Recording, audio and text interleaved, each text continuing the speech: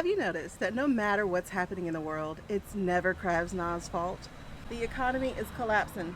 Blame the immigrants. Crime is up. Blame the blacks. The birth rate is declining. Blame feminism. Democracy is failing. Blame the LGBTQ plus agenda and that DEIA nonsense. But now, Krasnov is blaming Ukraine for getting invaded.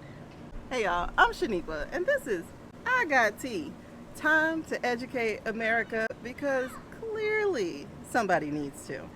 And today, we're breaking down the fourth warning sign of fascism according to Umberto Eco's 14 Laws of Fascism. So the fourth one, fear of difference. Now listen, fascists don't rise to power by being competent leaders, obviously. They rise by turning people against each other. And now, they're not just blaming marginalized groups, they're scapegoating world leaders and isolating our allies. Oh my God. Oh. So, fear of difference is when fascists use racial, cultural, gender, and religious divisions to keep people fighting each other while they consolidate power. And here's how it works. If people are busy blaming immigrants, women, LGBTQ plus folks, they're not blaming the government. And if they convince you that someone else is the enemy, they never have to take responsibility for their own failures. And if they stoke enough fear, people will accept extreme laws and violence in the name of protection. Man, listen girl, this strategy is older than dirt. Literally. Now you know what the fear of difference is. Let's take a look at some historical examples. Example 1, Mustache Man and the Jews. That guy didn't just march into power. He needed an enemy first, and he blamed Jewish people for Germany's economic collapse following the war. He blamed them for losing World War I, and he accused them of moral corruption. Once the public was convinced, he passed laws stripping Jewish people of their rights. And then, you know what happened. Genocide. So, Example 2 is the American South and the Lost Cause. So, after losing the Civil War, the Confederacy had one goal: rewrite history to make themselves look good. They claimed slavery wasn't the real issue. It was states' rights to own slaves. They built statues and monuments to honor Confederate generals, and they rewrote textbooks to paint the South as noble and misunderstood. And they called the enslaved trafficked people immigrants. That's how they kept racism alive and well, by making sure white Southerners hated black people instead of the rich landowners who actually ruined their lives. Now, let's move on to example 3, the Red Scare and McCarthyism. In the 1950s, the U.S. government turned fear of communism into a full-blown witch hunt. They accused actors, writers, and professors of being spies without any proof, and they blacklisted anyone who challenged the system. They used this fake crisis to justify mass surveillance. But this wasn't about national security. It was about silencing critics and keeping people afraid. If you had a really good teacher, like I was, you probably read The Crucible along with reading about McCarthyism. So how does this actually show up today? And that's going to be in Krasnov's scapegoating of Ukraine. First of all, we just watched the Zelensky ambush and Krasnov's public meltdown.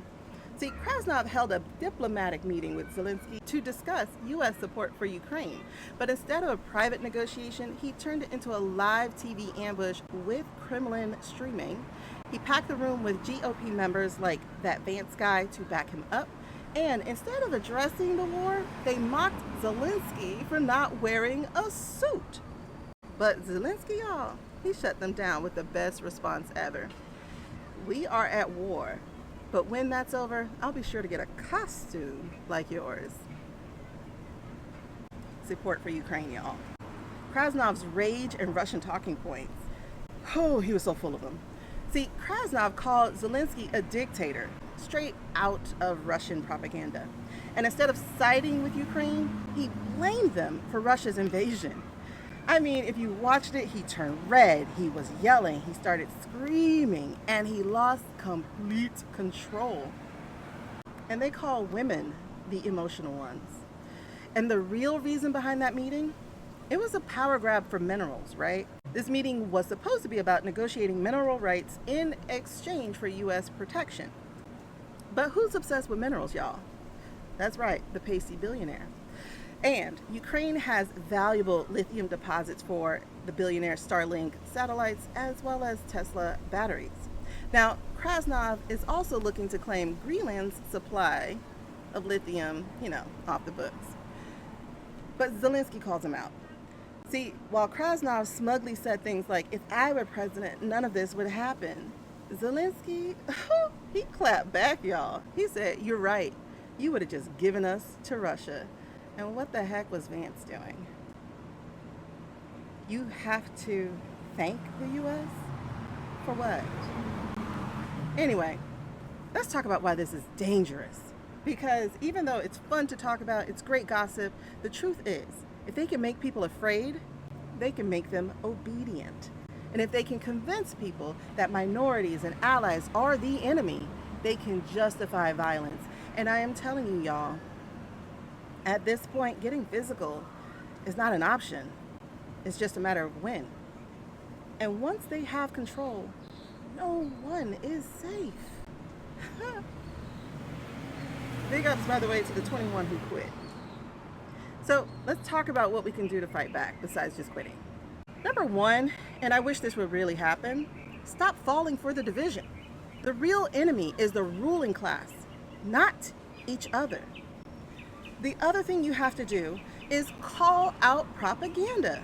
If they push the lies about immigrants or LGBTQ plus people or our allies, shut it down. And if you don't know that they're lies, actually research it. But do it in incognito, just in case you're getting a weird flavored type of algorithm. Number three, demand better media coverage. Mainstream media is failing us. So pressure them. Pressure the news outlets to report the truth. Big ups to the people who quit the Washington Post. So number four, you need to organize and build resistance. Find your people. Mobilize. Take action together. And if you see a woman being dragged out, stand the F up. Sorry, let me rein that in.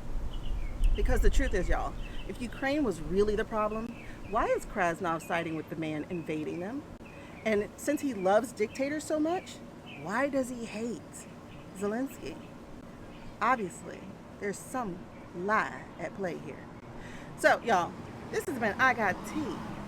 Time to educate America. And girl, per usual, they're not going to like what's next. So, I would love it if you would give us a like, a share, help us beat the algorithm because we are finding ourselves held down a little too hard over here. Please.